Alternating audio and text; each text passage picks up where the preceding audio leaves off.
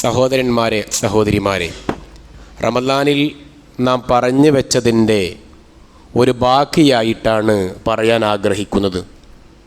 നമ്മൾ മനുഷ്യരാണല്ലോ.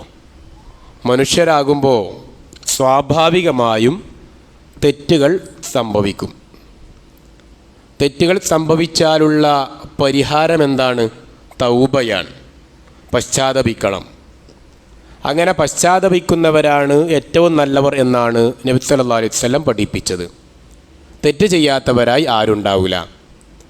അങ്ങനെ നമ്മുടെ കുറ്റങ്ങളെല്ലാം റമദാനിലൂടെ പൂർണ്ണമായും മായ്ക്കപ്പെട്ടു എന്ന് നമ്മൾ വിശ്വസിക്കുന്നു. അല്ലാഹു അക്കൂട്ടത്തിൽ നമ്മെ ഉൾപ്പെടുത്തുമാറാവട്ടെ.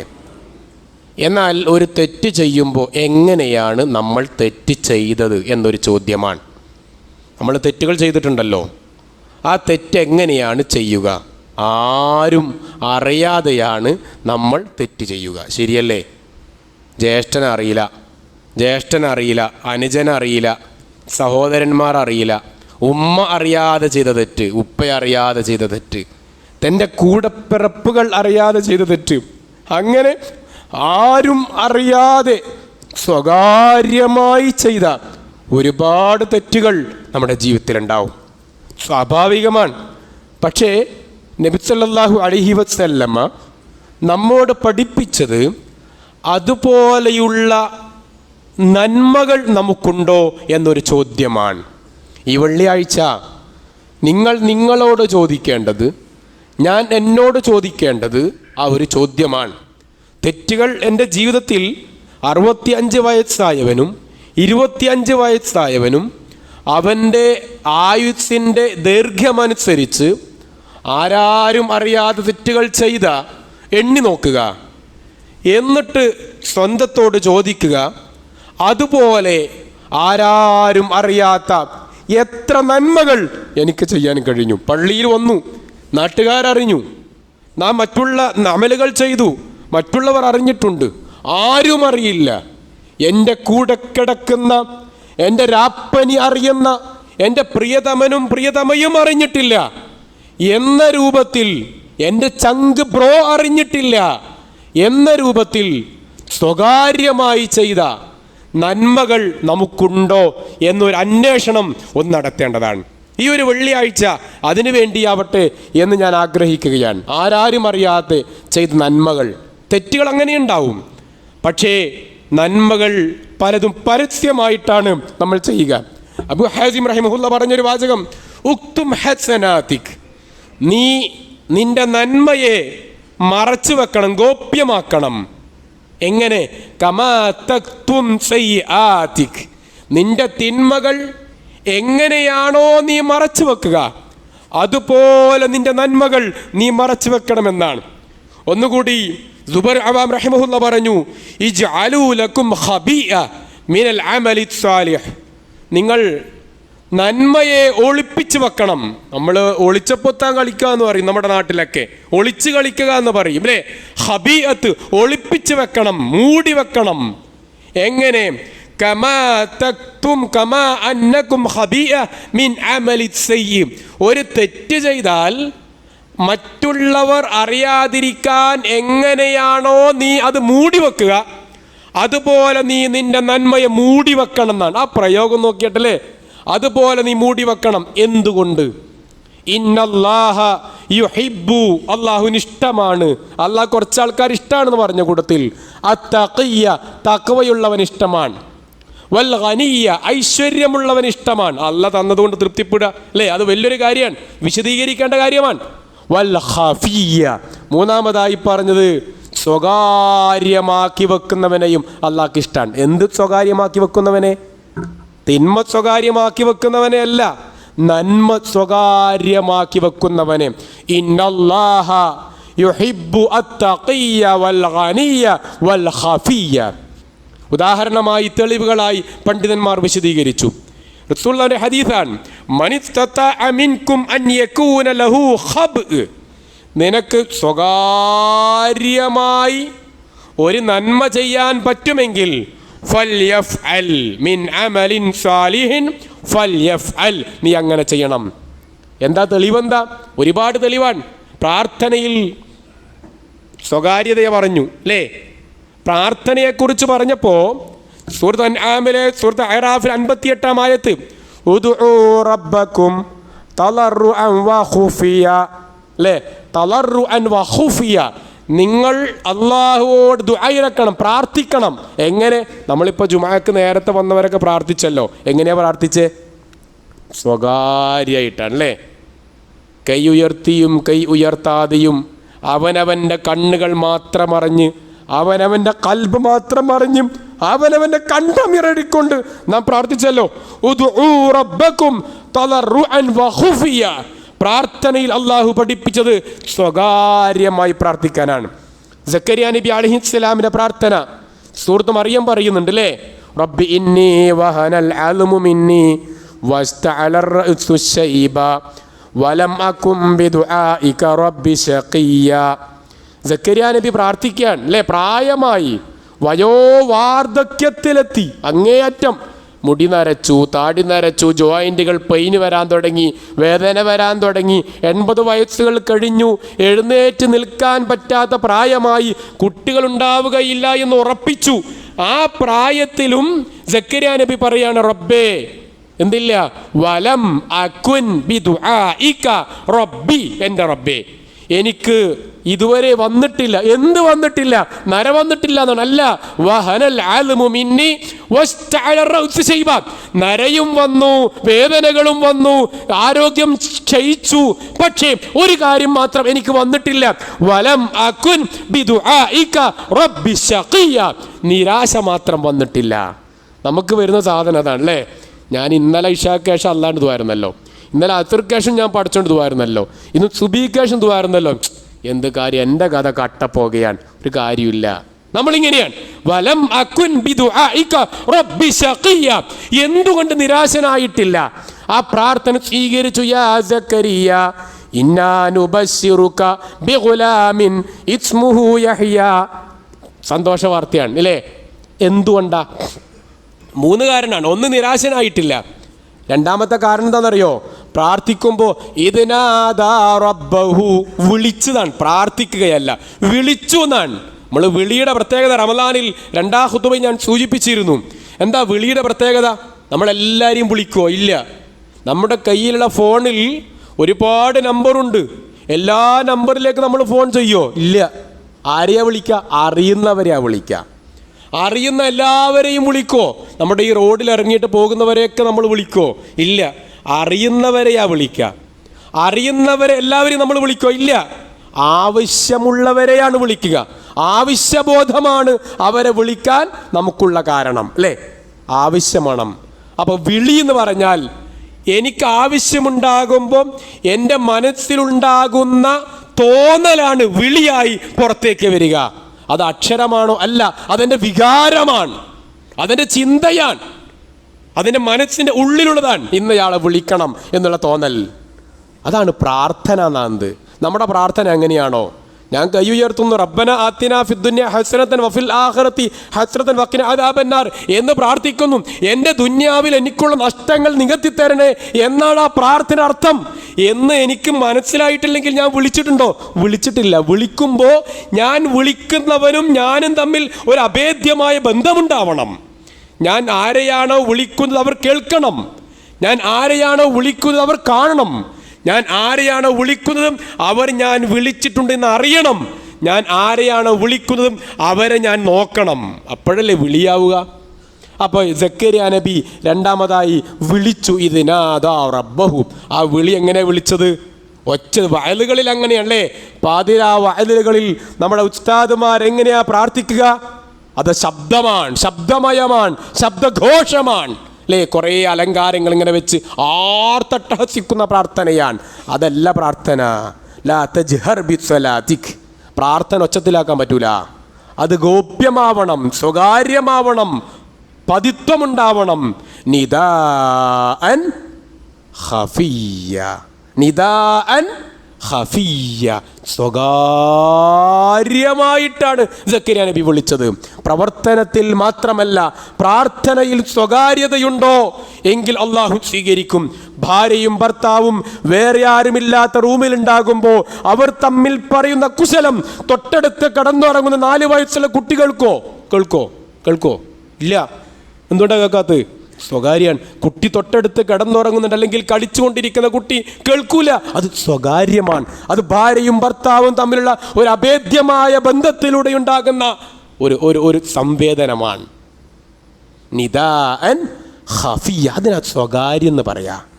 ആ ഒരു സ്വകാര്യത അള്ളാഹുമായി ഉണ്ടാവണം. അതിപ്പുണ്ടായില്ലേ? നേരത്തെ പള്ളിയിൽ വന്നവർ ജുമുഅക്ക് മുന്നേ റബ്ബിനെ വിളിക്കുമ്പോൾ മനസ്സിൻ്റെ ഉള്ളിലുണ്ടാകുന്ന ഒരു വികാരമുണ്ട്. അതാ സ്വകാര്യം എന്ന് പറയാ. പാതിരാത്രിയിൽ എഴുന്നേൽക്കുന്നവൻ പാതിരാത്രിയിൽ സുജൂദിൽ കിടന്നുകൊണ്ട് റബ്ബിനോട് പറയുന്ന ഒരു വികാരമുണ്ട്. കൈകൾ ഉയർത്തി പറയുമ്പോഴുണ്ടാകുന്ന ഒരു ചിന്തയുണ്ട്. അതിനാ വിളി എന്ന് പറയാ, അതിനാ സ്വകാര്യം എന്ന് പറയാ. നിദാഅൻ ഖഫിയ്യ. അമലുകളിൽ മാത്രമല്ല, ദുആയിലും അങ്ങനെ സ്വകാര്യത വേണമെന്ന് പറഞ്ഞു. അങ്ങനെ ആരെങ്കിലും സ്വകാര്യമായി അമല ചെയ്തിട്ടുണ്ടോ? അബൂബക്കർ റളിയല്ലാഹു സുബ്ഹി നിസ്കരിക്കാൻ പള്ളിയിൽ വരികയാണ്. സുബ്ഹി നിസ്കരിച്ചപ്പോൾ എന്നും നേരത്തെ എഴുന്നേറ്റ് പോകുന്നതാണ്. നിസ്കാരം കഴിഞ്ഞ ഉടനെ ഓടുക. നമ്മളെ പള്ളിയിൽ കാര്യമായ ഒരാൾ സ്ഥിരമായി അങ്ങനെ പോകുമ്പോൾ നമ്മൾ അന്വേഷിക്കും. ആ മനുഷ്യൻ വല്ല സെക്രട്ടറി ആവോലും ഇമാമാവോലും ഉസ്താദാവോലും, പക്ഷേ ആൾ കണ്ട നിസ്കരിച്ചവാൾ എഴുന്നേറ്റ് ഓടുന്നെന്ന് പറയും. അങ്ങനെ അബൂബക്കർ റളിയല്ലാഹു സ്ഥിരമായി പോകുന്നത് കണ്ടപ്പോൾ പിന്നാലെ കൂടി ആര്? ഉമർ റളിയല്ലാഹുവിന് പിന്നാലെ പോവുകയാണ്. കുറ്റം കണ്ടെത്താനല്ല, അബൂബക്കർ അങ്ങനെ പോവുകയാണെങ്കിൽ അതിലെന്തോ ഉണ്ടാവും. വെറുതെ അബൂബക്കർ പോവില്ല. പിന്നാലെ പോയപ്പോൾ ഒരു പാവപ്പെട്ട ഒരു കുടിലിൽ ഒരു വീട്ടിൽ കയറുന്നത് കണ്ടു അബൂബക്കർ റളിയല്ലാഹു.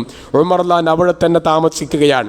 അങ്ങനെ അബൂബക്കർ റളിയല്ലാഹു തിരിച്ചു പോയതിന് ശേഷം അബൂബക്കർ റളിയല്ലാഹുവിന് അറിയാതെ ഉമർ റളിയല്ലാഹുവിന് നേരെ ആ വീട്ടിൽ കയറി അന്വേഷിച്ചു. ആരാ വന്ന്?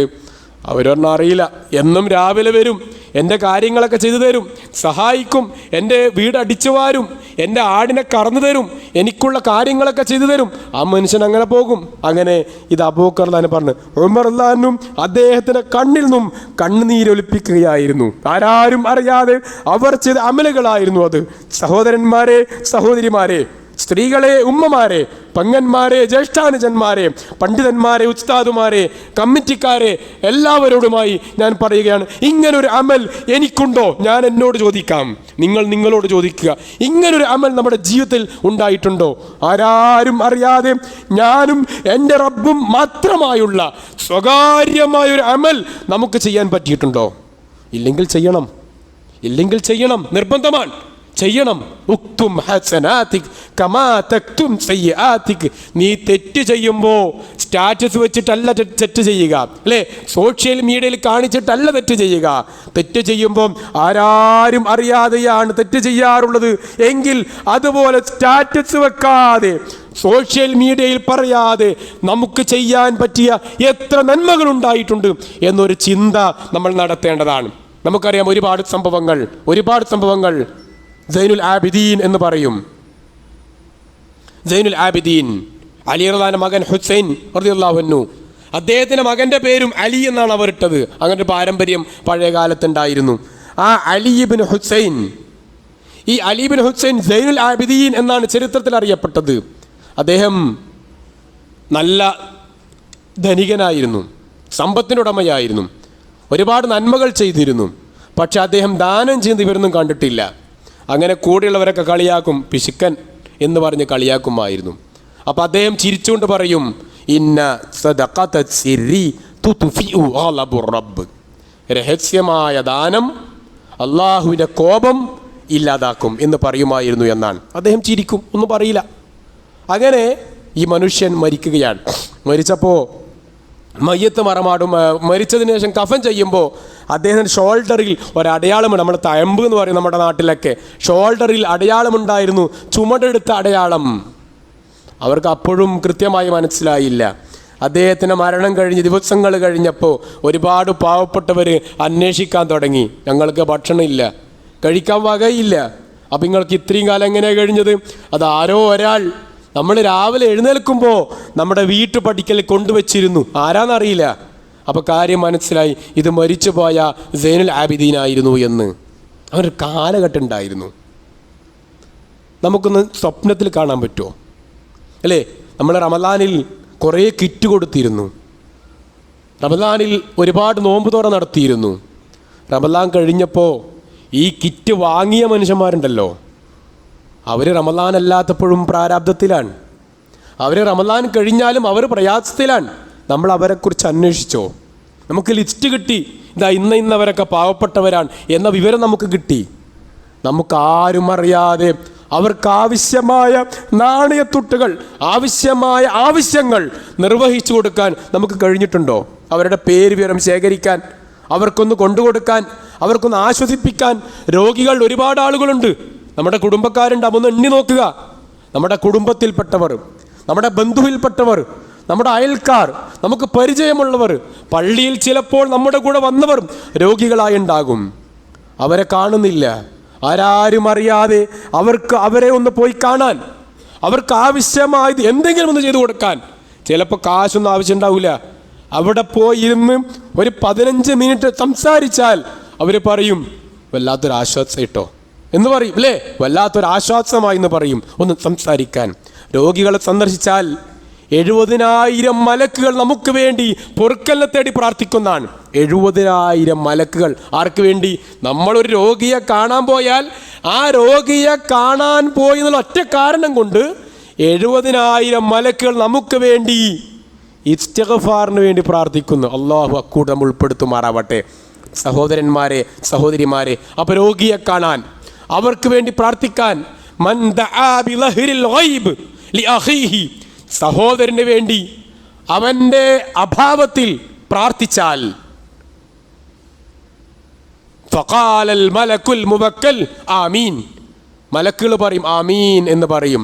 വലക ബിമിസ്ലി, നിനക്കും അതുപോലെയുണ്ട് എന്ന് പറയും. അല്ലാഹു, ഇന്നൊരു മനുഷ്യനുണ്ട്, അയാൾക്ക് ഇന്ന രോഗിയാണ്, അയാൾക്ക് ഇന്ന രോഗമുണ്ട്, അല്ലെങ്കിൽ അയാൾക്ക് ഇങ്ങനെ കടമുണ്ട്, അല്ലെങ്കിൽ അയാൾക്ക് ഇങ്ങനെ പ്രാരാബ്ദമുണ്ട്, അല്ലാഹു അത് നീ ശരിയാക്കി കൊടുക്കണേ എന്ന് അയാൾക്ക് വേണ്ടി ഞാൻ പ്രാർത്ഥിക്കുമ്പോൾ മലക്കുകൾ പറയും ആമീൻ. അടുത്തത് മലക്കുകൾ പറയും ഇവനും അത് ശരിയാക്കി കൊടുക്കണേ. അപ്പം ഞാനൊരാളെ കടം വീട്ടാൻ വേണ്ടി പ്രാർത്ഥിക്കാൻ, അല്ലാഹു ഇവൻ്റെയും കടങ്ങൾ മാറ്റി കൊടുക്കണേ. ഞാൻ ഒരാളെ രോഗം മാറ്റി കൊടുക്കാൻ പ്രാർത്ഥിക്കാൻ, അല്ലാഹു ഇവൻ്റെ ഈ രോഗം മാറ്റി കൊടുക്കണേ എന്ന് പറയും. നാലേ ചോദിക്കട്ടെ, അല്ലേ? അപ്പോൾ അതുപോലെ നാം സ്വകാര്യമായൊരു അമലാണ് രോഗിയെ സന്ദർശിക്കുക എന്നുള്ളത്. നമുക്കറിയാം ഒരുപാട് സംഭവങ്ങൾ. ഗുഹയിൽപ്പെട്ടവരെ കഥ നമുക്കറിയാലോ. ഗുഹയിൽപ്പെട്ടവർ 3 ആൾ ഗുഹയിൽപ്പെട്ടല്ലോ. ആ 3 ആളും ഗുഹയിൽപ്പെട്ടു. അവർ തീരുമാനിച്ചു നമ്മൾ മുന്നേ ചെയ്ത അമലുകളൊക്കെ ചെയ്ത് പ്രാർത്ഥിക്കാം. നമ്മുടെ വിഷയം അതൊന്നുമല്ല. അതിൽ അവർ പ്രാർത്ഥിക്കുമ്പോൾ പറഞ്ഞ ഒരു പ്രയോഗമാണ്, അല്ലാഹുവേ ഈ ഒരു കാര്യം ഇങ്ങനെയൊക്കെ ചെയ്തത് നിൻ്റെ അമല് മാത്രം ചെയ്തിട്ടാണ്. 3 ആളിൽ ഒരാളെന്താ, ഉമ്മ വെള്ളം ചോദിച്ചതാണല്ലേ. ഉമ്മ വെള്ളം ചോദിച്ചു, ആടിനെ കറന്നു, തിരിച്ചു കൊണ്ടുവന്ന് വേഗം പറയാം അല്ലേ. ആടിനെ കറന്നു, തിരിച്ചു വന്നു, അപ്പോഴേക്ക് ഉമ്മ ഉറങ്ങിപ്പോയി. ഒരു ഖുതുബയിൽ വിശദീകരിക്കേണ്ടതാണ്, ഉറങ്ങിപ്പോയി. അങ്ങനെ അദ്ദേഹം പറയുന്നത്, ഞാൻ രാവിലെ വരെ ആ പാൽപാത്രവുമായി ഉമ്മയുടെ അടുത്ത് തന്നെ നിന്നു. ഈ ശബ്ദം കേൾക്കുന്നവരെ നമുക്ക് നമ്മുടെ സ്വപ്നത്തിൽ കാണാൻ പറ്റുമോ? രാത്രി 10 മണിക്ക് ഉമ്മ വെള്ളത്തിൽ ചോദിച്ചു, ഞാൻ ഉമ്മയുടെ അടുക്കലേക്ക് വെള്ളം കൊണ്ടുപോയി, ഉമ്മ ഉറങ്ങിപ്പോയി. രാവിലെ 5 മണിവരെ ആ പാത്രവുമായി ഉമ്മയുടെ അടുത്ത്, ഉമ്മയുടെ ഉറക്കം ഒഴിവാക്കരുത്, ഉമ്മയുടെ ഉറക്കം കെടുത്തരുത്, ഉമ്മ ഉറങ്ങിക്കോട്ടെ എന്ന് വിചാരിച്ച് നിൽക്കാൻ എനിക്ക് പറ്റുമോ? നിങ്ങൾക്ക് പറ്റുമോ? അങ്ങനെ നിൽക്കാൻ പറ്റുമോ? നമ്മൾ 10 പ്രാവശ്യം ചോദിക്കേണ്ടി വരും പറ്റുമെന്നല്ലേ? പറ്റൂല അല്ലേ? ആ മനുഷ്യൻ പറഞ്ഞു, ഞാൻ അള്ളാന്റെ വജ്ഹ് മാത്രമേ ഞാൻ ഉദ്ദേശിച്ചിട്ടുള്ളൂ. ശരിയാണ്, ആരും കാണൂല. ആ ഉമ്മയെ ഉറക്കുന്ന എഴുന്നേൽപ്പിച്ചില്ല എന്നുള്ളത് ആരെങ്കിലും കാണോ? ആരും കാണൂല. ഇങ്ങനൊരു അമൽ നമുക്കുണ്ടായിട്ടുണ്ടോ? നമ്മൾ വീട്ടിലേക്ക് പോകുമ്പോൾ ഉമ്മ വളരെ സുഖമായി ക്ഷീണം കൊണ്ട് കിടന്നുറങ്ങുമ്പോൾ ആ ഉമ്മയെ വിളിച്ചുണർത്തുന്നവരാണോ നമ്മൾ? ആലോചിക്കണം. രാത്രി വൈകി പോകുന്ന, രാത്രിയിൽ ഇങ്ങനെ ഫുഡും തേടി നടന്ന് അലയുന്ന ചെറുപ്പക്കാർ ഈ ഖുതുബ കേൾക്കുന്നുണ്ടെങ്കിൽ ആലോചിക്കണം. നമ്മൾ വീട്ടിലേക്ക് കയറിപ്പോകുമ്പോൾ ഉമ്മയുടെ ഉറക്കൊഴിവാക്കി ഉമ്മയെ എഴുന്നേൽപ്പിക്കുന്നവരാണ് നമ്മളെങ്കിൽ അല്ല ഓർക്കുവോ? ജീവിതത്തിൽ ബർക്കത്ത് ഉണ്ടാവുമോ? ഉണ്ടാവില്ല, ഉണ്ടാവില്ല, ഉണ്ടാവില്ല. അത് ഉമ്മ വെറുക്കണമെന്നില്ല, അത് അള്ളാഹ്ക്ക് പ്രയാസം ഉണ്ടാക്കും. അപ്പോൾ സ്വകാര്യമായ അമൽ ഗുഹാവാസികൾ പറഞ്ഞത് സ്വകാര്യമായിട്ട് ചെയ്തതാണല്ലേ. അതിന് മറ്റൊരാൾ പ്രാർത്ഥിച്ചതെന്താ? അവർ തമ്മിൽ 2 പെണ്ണുങ്ങൾ തമ്മിൽ, ഞാനും ഒരു പെണ്ണ് തമ്മിൽ പ്രേമായിരുന്നു, ഞാൻ പ്രേമിച്ചു. അങ്ങനെ നമ്മൾ കാര്യങ്ങളൊക്കെ വളരെ അടുത്തു, മാനസികമായി അടുത്തു, ശാരീരികമായി ബന്ധം അത് ഉറപ്പിച്ചു. അങ്ങനെ ആ ബന്ധം നടക്കേണ്ട സമയത്ത് അവളുടെ 2 കാലുകൾക്കിടയിൽ ഞാൻ ഇരുന്നു. അപ്പം ആ പെണ്ണ് എൻ്റെ മുഖത്ത് നോക്കി എന്നോട് പറഞ്ഞു, എല്ലാം കഴിഞ്ഞു, അവസാന ഘട്ടമാണ്. എന്നോട് പറഞ്ഞു, ഇത്തഖില്ല, നീ അള്ളാഹുവിനെ സൂക്ഷിക്കണം, ഇത്തഖില്ല. ഞാൻ അപ്പം തന്നെ പിന്തിരിഞ്ഞു പോയി. പിന്നെ ഞാൻ ആ പെണ്ണിനെ നോക്കിയിട്ടില്ല.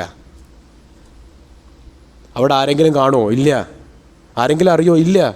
അതാണ് സ്വകാര്യത എന്നുള്ളത്. സഹോദരന്മാരെ, ഒന്നുകൂടി ചോദിക്കുന്നു, നമ്മുടെ ജീവിതത്തിൽ ഇങ്ങനൊരു നന്മ ഉണ്ടാവുമോ? അത് നന്മയാണെന്നാണ് പറഞ്ഞത്. ആ പിന്തിരിഞ്ഞു എന്നുള്ളത് നന്മയായിട്ട് എണ്ണിയത് ഹദീസിൽ. ഇങ്ങനൊരു സ്വകാര്യത നമുക്കുണ്ടാവുമോ? ആലോചിക്കേണ്ടതാണ്. അവിടെയാണ് മറ്റൊന്നു കൂടി പറഞ്ഞത്, രാത്രി നിസ്കാരത്തെക്കുറിച്ച് പറഞ്ഞു. സ്വർഗം, ആ സ്വർഗത്തിൽ ഒരു കൊട്ടാരമുണ്ട്. ആ കൊട്ടാരത്തിൻ്റെ പ്രത്യേകത, പുറത്ത് നോക്കിയാൽ ഉള്ളിലേക്ക് കാണും, ഉള്ളിൽ നോക്കിയാൽ പുറത്തേക്ക് കാണും. ഈ ഒരു ഹദീസ് റമദാൻ ഞാൻ സൂചിപ്പിച്ചിരുന്നു.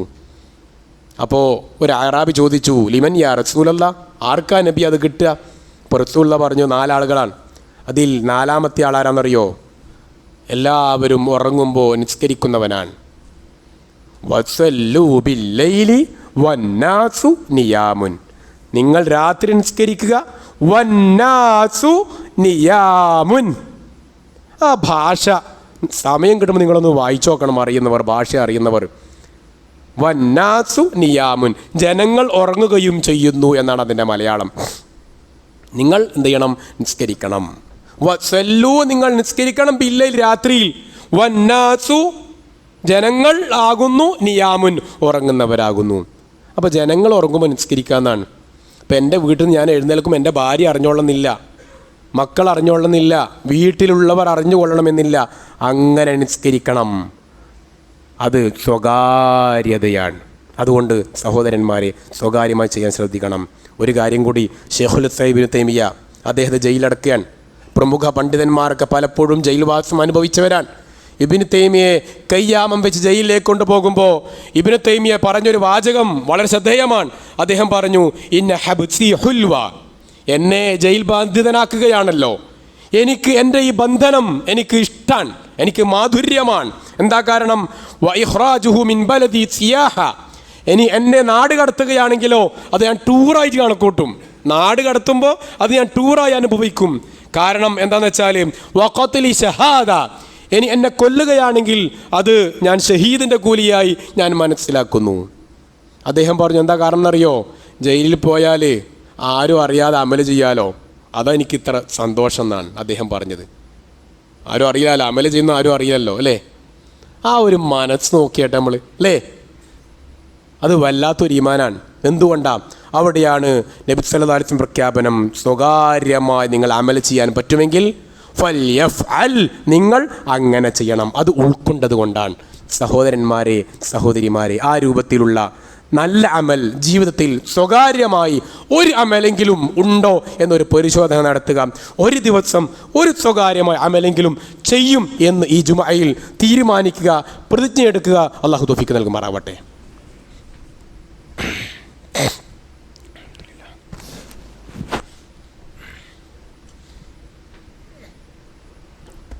ഇന്നൽ ഹംദുലില്ലാഹ് വസല്ലല്ലാഹു അലാ ഖതമിൽ അംബിയാഇ വൽ മുർസലീൻ വഅലാ ആലിഹി വഅസ്ഹാബിഹി അജ്മഈൻ വഅലാ മൻ ഇത്തബഅൽ ഹുദാ ഇലാ യൗമിദ്ദീൻ.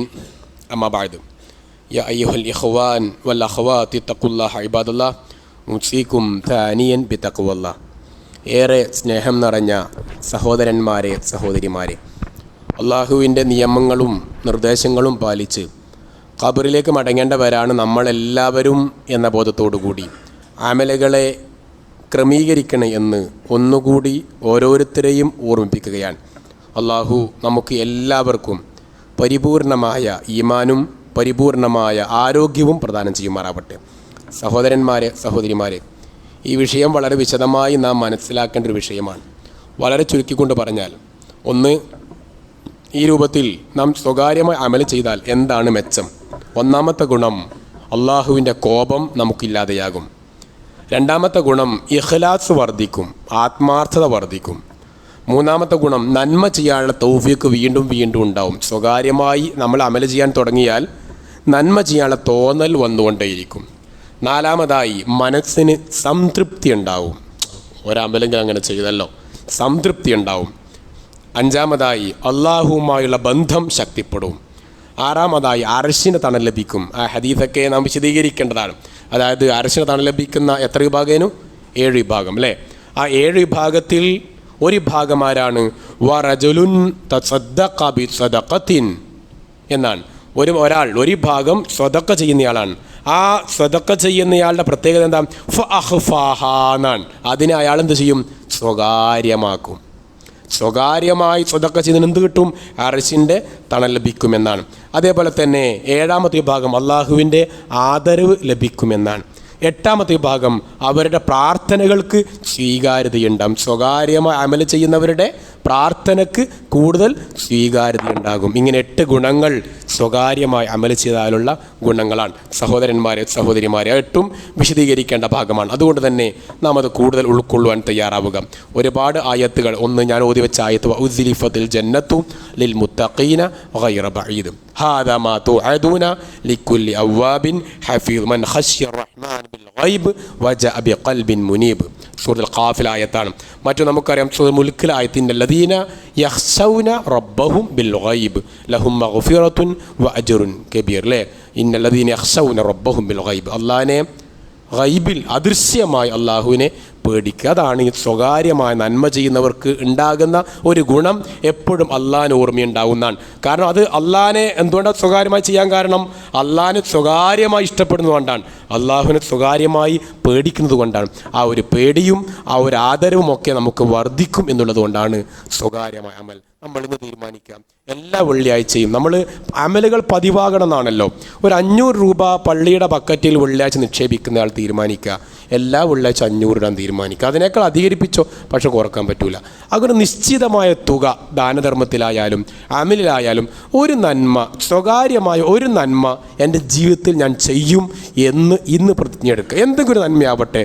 ചിലപ്പോൾ വലത് കാലം കൊണ്ട് ചെരുപ്പ് തിരിക്കലാവാം, രോഗിയെ കാണാൻ പോകലാവാം, നന്മ പറഞ്ഞു കൊടുക്കലാവാം, ഒരു ലഘുലേഖ വിതരണമാകാം, വാട്സപ്പിൽ ഒരു സന്ദേശം അയക്കലാം, മെസ്സേജ് അയക്കലാവാം, അതുപോലെ ദാനം ചെയ്യലാകാം, ഒരു പാവപ്പെട്ട മനുഷ്യൻ 10 രൂപ കൊടുക്കലാവാം. എന്താണോ നമ്മെക്കൊണ്ട് സ്ഥിരമായി നിലനിർത്താൻ പറ്റുന്ന നന്മ, അങ്ങനെ ഒരു നന്മ ഒരു ദിവസം ചെയ്യണം. ഒരു നന്മ ഒരു ദിവസം ഞാൻ ചെയ്യും എന്നൊരു പ്രതിജ്ഞ ഉണ്ടാവുക. അത് ഞാനായിട്ട് അറിയിക്കൂല. ഇനി ഇൻ കേസ് അറിഞ്ഞു പോയാലോ? ഒരാൾ അറിഞ്ഞു പോയിന്ന് വെച്ചോ, അതിന് കുഴപ്പമില്ല. അത് റസൂലുള്ള പറഞ്ഞ ഹദീസ്. അങ്ങനെ ഒരാൾ അറിഞ്ഞാൽ, നമ്മൾ ദാനം ചെയ്തു, നമ്മൾ നന്മ ചെയ്തു, ആൾക്കാർ അറിഞ്ഞു പോയി, നമ്മൾ അറിയിക്കാൻ ആഗ്രഹിച്ചിട്ടൊന്നുമില്ല, അറിഞ്ഞാൽ അത് അള്ളാഹു നമുക്ക് തരുന്ന ഗിഫ്റ്റാണ് എന്നാണ് നബി സല്ലല്ലാഹു അലൈഹി വസല്ലം പഠിപ്പിച്ചത്, നമ്മൾ ആദിച്ചാൽ. മാത്രമല്ല ചിലത് അറിയിക്കേണ്ടി വരും. എന്തിനാ? മറ്റുള്ളവർക്ക് പ്രചോദനമാകാൻ ചില കാര്യങ്ങൾ പരസ്യപ്പെടുത്തേണ്ടി വരും എന്നുള്ളത് വിശദമായി നമുക്ക് അറിയുന്ന വിഷയമാണ്, വിശദീകരിക്കേണ്ട ഭാഗമാണ്. അപ്പം അതുകൊണ്ട് തന്നെ സഹോദരന്മാരെ, സഹോദരിമാരെ, ഇന്ന് നാം ഈ പള്ളി വിട്ടിറങ്ങുക, പ്രതിജ്ഞയുമായി ഇറങ്ങുക. അല്ലാഹുമ്മ ഇന്നി അസ്അലുക്കൽ ഹുദ വത്തുഖ വൽ അഫാഫ വൽ ഗിന. ഈ പ്രാർത്ഥന ഈ വിഷയത്തിൻ്റെ ഭാഗമായി നിലനിർത്തുവാൻ ശ്രമിക്കുക. അല്ലാഹുമ്മ ഇന്നി അസ്അലുക്കൽ ഹുദ വത്തുഖ വൽ അഫാഫ വൽ ഗിന. അല്ലാഹു അനുഗ്രഹിക്കുമാറാവട്ടെ. അല്ലാഹുവേ, രോഗികളായ ആശുപത്രികളിലും വീടുകളിലും കഴിയുന്ന എല്ലാ സഹോദരന്മാർക്കും സഹോദരിമാർക്കും അല്ലാഹുവേ നീ ശിഫ നൽകണേ റഹ്മാനെ. അല്ലാഹുവേ, രോഗികളായി കഴിയുന്ന നമ്മുടെ ഉറ്റവർ, നമ്മുടെ ഉടയവർ, അല്ലാഹുവേ അവർക്ക് നീ മനസ്സമാധാനം കൊടുക്കണേ അല്ലാഹുവേ അവരുടെ ഈമാൻ നീ പൂർത്തിയാക്കി കൊടുക്കണേ അല്ലാഹുവേ അവരുടെ ഉറ്റവർക്കും ഉടയവർക്കും നീ മനസ്സമാധാനം കൊടുക്കണേ അല്ലാഹുവേ അവരുടെ രോഗം നീ പെട്ടെന്ന് സുഖപ്പെടുത്തി കൊടുക്കണേ രോഗികളായി പ്രയാസപ്പെടുന്നവർക്ക് നീ ആശ്വാസം കൊടുക്കണേ അല്ലാഹുവേ അവരെയും ഞങ്ങളെയും നിന്റെ ജന്നാത്തുൽ ഫിർദൗസിൽ ഒരുമിപ്പിക്കണേ നമ്മുടെ ഉപ്പ, നമ്മുടെ ഉമ്മ, അല്ലാഹുവേ അവരുടെ ഖബർ നീ വിശാലമാക്കി കൊടുക്കണേ മരിച്ചുപോയ നമ്മുടെ ഉറ്റവർ, ഉടയവർ, അല്ലാഹുവേ അവർക്ക് നീ മഗ്ഫിറത്തും റഹ്മത്തും കൊടുക്കണേ മാതാപിതാക്കളെ സ്നേഹിക്കുന്ന മക്കളിൽ ഞങ്ങളെ നീ ഉൾപ്പെടുത്തണേ മക്കൾക്ക് നല്ല രൂപത്തിൽ മാന്യത കൊടുക്കുന്ന രക്ഷിതാക്കന്മാരിൽ ഞങ്ങളെ നീ ഉൾപ്പെടുത്തണേ അല്ലാഹു ഈ ചൂട് ഞങ്ങളെ നീ ഫിത്തനയാക്കി മാറ്റല്ലേ അല്ലാഹു ഈ കാലാവസ്ഥ നമുക്ക് നീ ഫിത്തനയാക്കി മാറ്റല്ലേ മക്കളെ നീ ഫിത്തനയാക്കി മാറ്റല്ലേ എല്ലാ പരീക്ഷണങ്ങളും ഞങ്ങളെ നീ വിജയിപ്പിക്കണേ അല്ലാഹു ദുന്യാവിലെ എല്ലാ പരീക്ഷണങ്ങൾ ഞങ്ങൾ നീ വിജയിപ്പിക്കണേ അല്ലാ. ലാ ഇലാഹ ഇല്ലല്ലാഹ് എന്ന് പ്രഖ്യാപിച്ച് മരിക്കുന്നവരിൽ ഞങ്ങളെ നീ ഉൾപ്പെടുത്തണേ അല്ലാ. മരിക്കുന്നതുവരെ ഞങ്ങളുടെ ആരോഗ്യം നീ നിലനിർത്തി തരണേ അല്ലാ. മരണക്കിടക്കയിൽ എത്തുന്നതുവരെ അള്ളാഹുവേ ഞങ്ങളുടെ ആരോഗ്യം ഇതിനേക്കാൾ നല്ല രൂപത്തിൽ ഉൾപ്പെടുത്തി തരണേ അല്ലാ. അള്ളാഹുവെ മറ്റുള്ളവരുടെ ആശ്രയമില്ലാതെ നമ്മുടെ കാര്യങ്ങൾ ചെയ്യുവാനുള്ള ആരോഗ്യം ഞങ്ങൾക്ക് നീ പരിപൂർണമാക്കി തരണേ അല്ലാ. അള്ളാഹുവെ പരിപൂർണമായും മനസ്സിൽ നീ കുളിർമ നൽകണേ അല്ലാ. നമ്മുടെ മനസ്സിന് നീ വിശാലത നൽകണേ അല്ലാ. നമ്മുടെ മനസ്സിന് ഈമാൻ നിറക്കണേ അല്ലാ. നമ്മുടെ മനസ്സിൽ നീ തഖ്വ നിറക്കണേ അല്ലാ. അള്ളാഹുവെ നിന്നെ ഇഷ്ടപ്പെട്ടവരുടെ കൂട്ടത്തിൽ ഞങ്ങളെ നീ ഉൾപ്പെടുത്തണേ അല്ലാ. നീ ഇഷ്ടപ്പെട്ടവരുടെ മാത്രമായി നീ സംസാരിക്കുമ്പോൾ നിന്റെ സംസാരം കാണുന്നവർ ഞങ്ങളെ നീ ഉൾപ്പെടുത്തണേ അല്ലാ. നീ സ്നേഹിക്കുന്നവരോട് മാത്രമായി നീ പുഞ്ചിരിക്കുമ്പോൾ അക്കൂട്ടത്തിൽ ഞങ്ങളെ നീ ഉൾപ്പെടുത്തണേ അല്ലാ. നീ സ്നേഹിക്കുന്ന നീ ഇഷ്ടപ്പെടുന്ന മഹത്തുക്കളിൽ ഞങ്ങളെ നീ ഉൾപ്പെടുത്തണേ അല്ലാ. അള്ളാഹുവെ മുഹമ്മദ് മുസ്തഫ സല്ലല്ലാഹു അലൈഹി വസല്ലം ഹദുൽ കൗസർ വെള്ളം കോരിക്കൊടുക്കുമ്പോൾ അത് വാങ്ങിക്കുടിക്കുന്നവർ ഞങ്ങളെ നീ ഉൾപ്പെടുത്തണേ അല്ലാ. ഭൂരിപക്ഷ ന്യൂനപക്ഷ തീവ്രവാദ വർഗീയവാദ പ്രവർത്തനങ്ങൾ ഞങ്ങളെ നീ രക്ഷപ്പെടുത്തണേ അല്ലാ. ഞങ്ങളുടെ നാട്ടിൽ നീ സമാധാനം നിറക്കണേ അല്ലാ. ഞങ്ങളുടെ നാട്ടിൽ നീ ബർക്കത്ത് ചൊരിയണേ അല്ലാ. ഞങ്ങളുടെ വീട്ടിൽ ഞങ്ങൾക്ക് നീ ബർക്കത്ത് ചൊരിയണേ അല്ലാ. ഞങ്ങളുടെ സമ്പത്തിൽ ഞങ്ങൾക്ക് നീ ബർക്കത്ത് ചൊരിയണേ അല്ലാ. ഞങ്ങളുടെ ജോലിയിൽ ഞങ്ങൾക്ക് നീ ബർക്കത്ത് ചൊരിയണേ അല്ലാ. അല്ലാഹുമ്മ ഗ്ഫിർ മുഅ്മിനീന വൽ മുഅ്മിനാത്തും വൽ മുസ്ലിമീന വൽ മുസ്ലിമാത്തും അൽ അഹ്യാഇ മിൻഹും വൽ അംവാത്തും അല്ലാഹുമ്മ അജിർനാ മിനൻ നാർ അല്ലാഹുമ്മ അജിർനാ മിനൻ നാർ അല്ലാഹുമ്മ അജിർനാ വഅജിർ വാലിദീനാ മിനൻ നാർ اللهم أعز الإسلام والمسلمين وأذل الشرك والمشركين اللهم انصر على إخواننا فلسطين اللهم انصر على إخواننا فلسطين اللهم انصر على إخواننا فلسطين اللهم ارحمنا يا أرحم الراحمين ربنا آتنا في الدنيا حسنة وفي الآخرة حسنة وقنا عذاب النار والحمد لله رب العالمين وصلى الله على خاتم الأنبياء والمرسلين وعلى آله وصحبه أجمعين.